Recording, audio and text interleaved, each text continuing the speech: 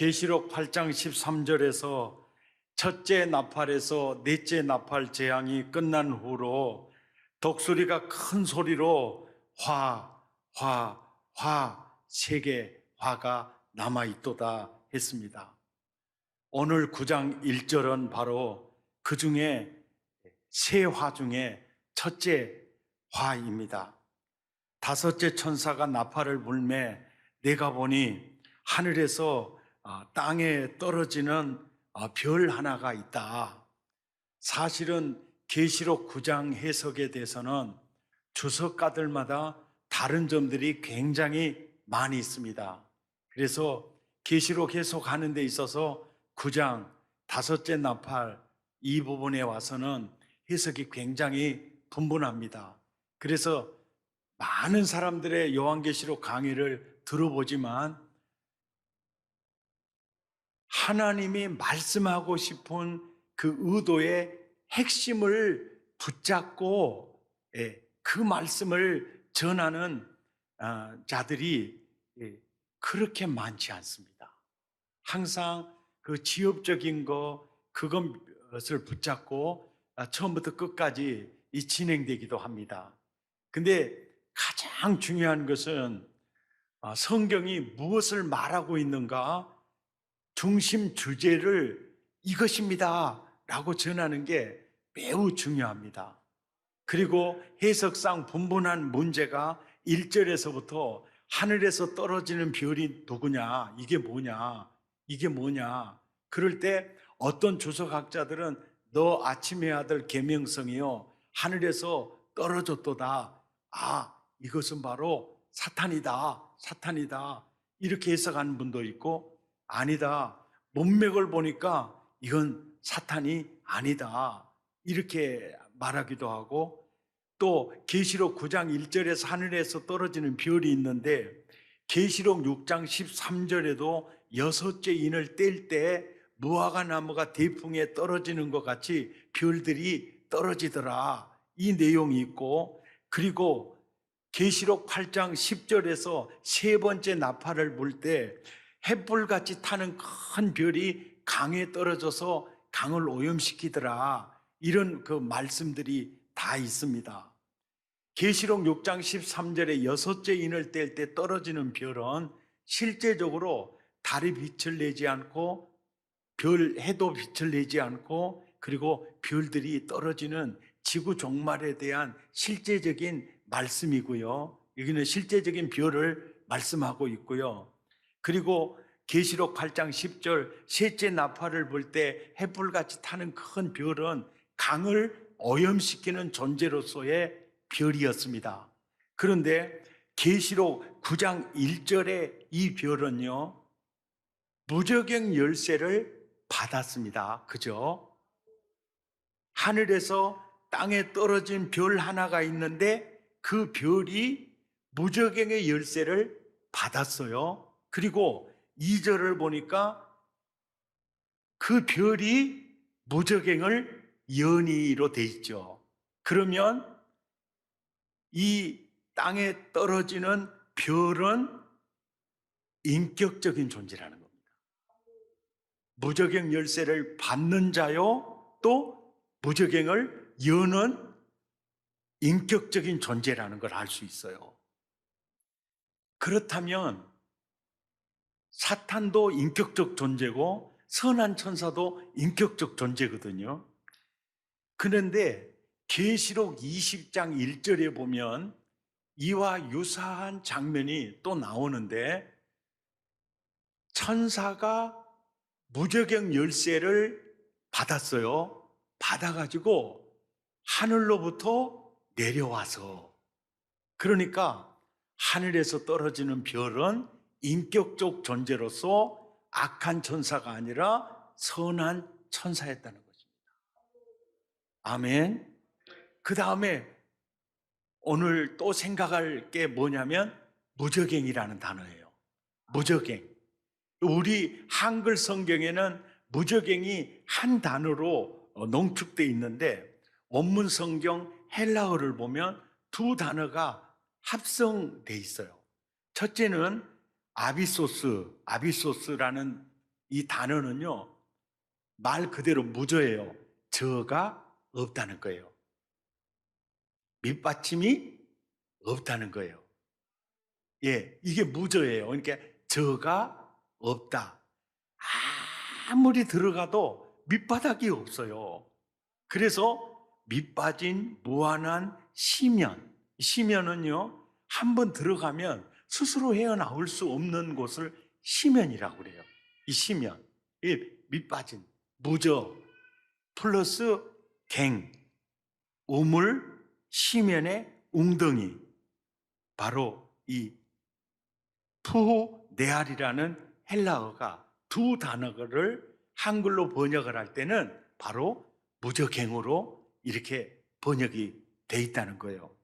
그렇다면 이 무저갱이 어떤 곳이냐 봤더니 계시록 11장 7절에 보니까 무저갱으로부터 뭐가 올라오죠? 짐승이 올라오는 거예요. 이 짐승은요, 이 열불 달린 이 짐승을 가리켜요. 예, 아주 무시무시한 짐승인데, 이 짐승은 사탄이 모든 권세를 짐승에게 줄 때가 있었어요. 그러니까 사탄이 사용하는 강력한 이 짐승이에요. 이것을 시대적으로 보면 로마 황제들의 무시무시한 박해라든지 또 말세의 적그리스도로 등장하는 이 존재들을 짐승이라고 그럽니다. 그러니까 그 짐승이 어디서부터 올라오냐면은 8절에도 보니까 무저갱으로부터도 올라와요. 그러니까 따라서다. 짐승이 갇혀 있는 곳이구만요. 그 다음에 계시록 20장에 보면은요, 1절에 보면 천사가 무저갱 열쇠를 가지고 내려와서 2절에 딱 잡은 게 용을 잡았어요. 근데 그 용이 옛 뱀이요, 마귀요, 사탄이에요. 이걸 잡아가지고 3절에 보니까 무저갱에 던져 넣어서 잠가버려요. 그러니까 큰 용, 옛뱀, 마귀, 사단을 가두어 놓은 장소가 무저갱이에요.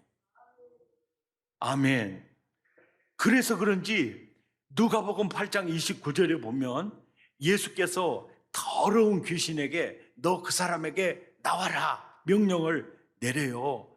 그럴 때 예수님이 그래요. 야, 네 이름이 뭐냐? 30절에 말하니까 이렇게 저 군대입니다. 왜? 수가 많아요.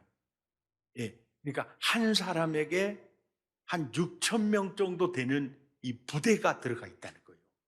근데 그들이 한결같이 싹 예수님에게 뭐라고 기도하느냐면 31절에 제발 무저갱으로만 들어가지 않게 해주세요. 그러니까 이 무저갱이라고 하는 곳은 귀신들도 무지무지하게 싫어한 곳이에요. 제발 거기만 안 들어가게 예수님. 그러니까 좋다. 그러면 거기 들어가지 말고 돼지에게 들어가라 그래가지고 돼지 속으로 들어가게 되죠. 그래서 그 돼지들이 왜 뜨거워라 그래가지고 물속으로 다 들어가서 죽어버렸어요. 그리고 그 귀신들이 어디로 갔는지 모르겠어요.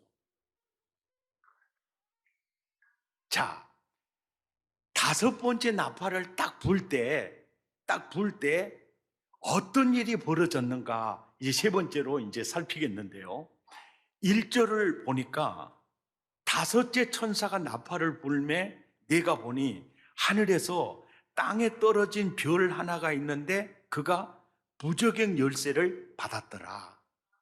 2절에 그가 무저갱을 여니 그 구멍에서 큰 화덕의 연기 같은 연기가 올라오매 해와 공기가 그 구멍의 연기로 말미암아 어두워지며 3절 또 황충이 연기 가운데로부터 땅에 나오매 그들에게 황충에게는 왕이 있으니 무저갱의 사자더라. 이게 나와요. 이 내용을 조금 더 자세히 이제 살펴보면은 하늘에서 땅에 떨어지는 별이 있죠. 그리고 그 별이 무저갱을 여니까 큰 화덕의 연기 같은 연기가 막 이렇게 올라오죠. 그리고 3절에 보니까 황충이 연기 가운데로부터 이렇게 나오는 장면이 나오죠. 여기서 주인공이 누구 같아요? 핵심이 뭐 같아요? 봐보세요. 하늘에서 떨어지는 벼는 선한 천사예요. 그리고 무저갱을 딱 여니까 큰 하덕의 연기 같은 연기가 올라오고, 그것 때문에 해와 공기가 그 구멍에 연기로 말미암아 아주 어두워지는 거예요. 그러더니 까꿍 하고 딱 등장하는 이가 누굽니까? 황충이에요, 황충. 그러니까 큰 하덕의 연기 같은 연기가 나오고, 그래서 어두워지고, 이것은 황충을 돋보이게 하기 위한 배경으로 기록이 되어져 있다는 거죠. 그러니까 우리는 여기서 연기를 붙잡아야 되겠어요? 황충을 붙잡아야 되겠어요? 황충을 붙잡아야 돼요. 그렇다면은 황충이 뭘까? 이게 황충. 지금 오늘 본문의 장면에서 독자들에게 무엇에 집중하기를 원하고 있죠? 저자는 황충이에요, 황충. 황충. 그러니까 5번째 나팔, 황충 등장. 이렇게 보는 거예요. 5번째 나팔, 황충 등장. 그래서 황충이 뭘까? 문맥을 보니까 5번째 나팔을 볼 때 어떤 일이 벌어졌느냐? 황충이 등장했다. 이게 황충이 등장했다. 그러면 지금부터 황충의 의미, 왜 황충이 등장했을까? 경맥을 통해서 구약시대의 황충들을 살펴보면은요, 황충들의 수는요, 일단 수가 무수합니다. 셀 수가 없어요. 그래서 황충이 때는 이 메뚜기과의 곤충이거든요. 팥종이, 메뚜기, 느치, 황충이 다 같은 과예요. 같은 과인데 일단 황충이 떴다. 그러면 해가 보이질 않으니까 그 황충이 때가 한번 지나가면 그의 농사는 끝이에요. 일단 황충은 수가 많다. 그리고 파괴력이 상상을 초월한다. 상상을 초월한다. 그런 개념이 있고, 또 요엘서에 보면요, 하나님의 심판의 도구로 이 곤충이 등장을 해요. 그러면서 요엘서 1장 4절에 이런 말이 있어요. 팥중이가 뜯어먹고 남은 것은 메뚜기가 뜯어먹고, 메뚜기가 뜯어먹고 남은 것은 느치가 뜯어먹고, 느치가 뜯어먹고 남긴 것은 황충이 먹었도다. 그때는 이미 열매는 다 사라진 때예요. 그러니까 당시 이스라엘 백성들은 무화과 나무와 포도나무 껍질을 벗겨 먹고 살았더라. 그래서 요엘서를 통해서 황충은요, 당시 재난을 일으키는 황충이면서 동시에 정말론적 여호와의 날을 알리는 황충으로도 그 의미가 있어요. 그래서 황충하면 하나님의 심판, 황충하면 하나님의 재난이 시작됐다. 이 황충이 출애굽 때도 등장을 해요. 그러니까 구약 성경의 전체적인 맥락 속에서 보면 이 황충은 재앙, 심판 이런 개념을 안고 있는 이 곤충의 이름이 바로 황충입니다. 그러니까 본문에서 말하는 황충은 일종의 세례 요한이 음식으로 먹었던 메뚜기와는 이 다른 개념이에요. 그러니까 우리들도 어렸을 때 메뚜기 잡아서 볶아 먹었거든요. 그래서 우리는 그 메뚜기가 귀엽기도 하고 막 그래요. 그래서 우리 그 개그맨인가 탤런트인가 그 누구 있잖아요. 그 메뚜기 있죠. 나는 유재석이라고 안 했습니다. 여러분들이 했어요. 메뚜기. 이거 귀여운 상징이에요. 한국 사회에서는 메뚜기 하면 귀여운 상징인데 구약 시대의 히브리인들 문화에서는 황충은요, 이건 재앙이에요. 이건 재앙의 개념이에요. 자, 이제 이 황충이 3절에 등장을 했어요. 그랬죠. 그리고 4절에 이제 그 황충이 딱 등장을 했는데 4절에 보니까 황충에게 명령이 떨어져요. 땅의 풀이나 푸른 것이나 각종 수목은 뭐 하지 마라? 해하지 말라 그래요. 그러니까 5번째 나팔을 불 때 나타난 이 황충은 요엘서에 나타난 어떤 황충, 그 곤충이 아니라는 거예요. 그 곤충이라면 수풀을 먹어야 맞아요. 수목을 뜯어 먹어야 맞습니다. 그런데 그게 아니에요. 먹지 마라 그래요. 그러고 뭐라 그러냐면 이마에 하나님의 인침받지 않은 사람들을 해하라고 그래요. 그러니까 황충은 곤충 개념의 황충이 아니라, 곤충 개념의 황충이라면 풀이나 수목을 뜯어 먹어야 맞거든요. 그런데 그런 곤충이 아니다는 것을 4절에서 말해주고 있는 거예요. 이 황충은 풀을 뜯어먹는, 열매를 뜯어먹는 황충이 아니라 이 황충은 하나님의 입맞지 않은 사람들을 괴롭히는 존재라는 거예요. 이해가 되시면 아멘 하십시다. 자, 5절. 그러나 그들을 죽이지는 못하게 하시고 5달 동안 괴롭게만 하시는데 그 괴롭게 함이 정갈이 사람을 쏠 때 괴롭게 함 같더라. 그러면서 6절에 그날에는 사람들이 죽기를 구하여도 죽지 못하고 죽고 싶으나 죽음이 그들을 피하리라. 그러니까 5번째 나팔을 불 때 나타난 황충은 풀이나 열매를 뜯어먹는 메뚜기가에 속한 황충이 아니다는 거예요. 이 황충은 황충이라고 비유를 들어서 말하지만 하나님의 입맞지 않은 사람을 괴롭히는 존재라는 거예요. 아멘입니까? 여기서 5달 동안이라고 하는 것은 보통 황충의 수명이 5월부터 9월까지거든요. 5개월이에요.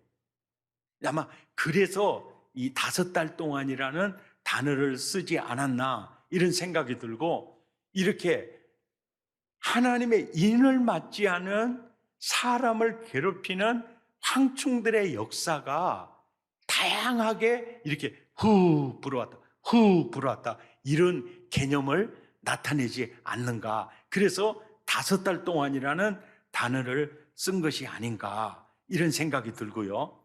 7절에서 10절까지 더 자세히 이제 황충들을 이제 살펴보면은요, 황충들의 모양이 이렇게 말해요. 황충들의 모양을 보니까 전쟁을 위하여 준비한 말들 같고 그 머리에 금 같은 관 비슷한 것을 썼으며 그 얼굴은 사람의 얼굴 같고, 이런 표현을 하고 있어요. 그러니까 그 황충들의 모양이 전쟁을 위하여 준비된 아주 말이니까 역동성이 있죠. 역동성이 있고, 그리고 머리에 금관 비슷한 것을 썼어요. 그러니까 어떻게 보면 가짜 권세들, 아 내가 왕이야, 이런 가짜 행세하는 이런 존재들, 이런 존재들이면서 그 얼굴은 사람의 얼굴 같다는 거예요. 그러니까 황충으로 드러나지 않고 사람의 모양으로 나타난다, 이런 얘기를 하고 있어요. 그러면서 8절에 보면 얼굴은 사람 얼굴이고 머리털은요 여자의 머리털이요. 샴푸 광고할 때 긴 머리죠. 여자의 머리털 매혹적이죠. 굉장히 아름답죠. 휘날리는 머리털. 와, 너무 예쁘다. 그래서 딱 안았는데 보십시오. 와, 이빨은 사자 이빨이야. 황충이 사람의 얼굴을 모양과 아름다움의 상징 머리털을 하고 있어서 굉장히 매력적인데 딱 안았더니 이게 뭐요? 사자 이빨. 사자가 삼킬 자를 찾는 이런 개념. 이빨 조심해야 돼요. 이빨 조심. 예. 머리털만 바라보고 가면 안 되고 항상 아름다운 머리털 속에 감추어진 사자 이빨. 사자.